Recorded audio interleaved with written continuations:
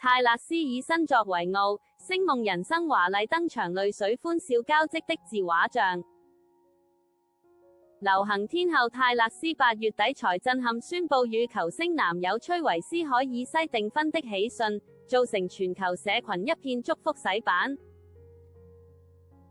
昨3日中午正式推出萬眾期待的第12張專輯《星夢人生 The Life of a Showgirl》。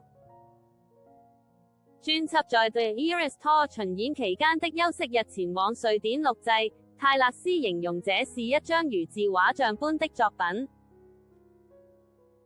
泰勒斯在專輯發行後於自己的社群上分享到：今晚，所有的生命在此交織。這裏有歡笑拼貼的馬賽克，以及用淚水製成的雞尾酒。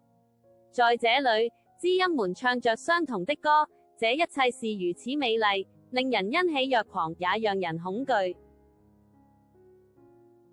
他表示無法用言語他有多麼以這張專輯為傲，同時感謝共同製作人 Max Martin 和 Shellback 一起幫助他完成這幅自畫像般的作品，並說道：如果你覺得大秀已經夠瘋狂了，或許你應該來幕後看看。這也呼應了他先前分享此次以草綱作為主要專輯封面的原因。我之所以希望讓非舞台時刻作為主要的專輯封面，是因為這張專輯的主題並不是關於我在舞台上發生的事情，它是關於我在舞台下經歷的一切。對我來說，這個封面更能說明專輯歌詞的實際內容。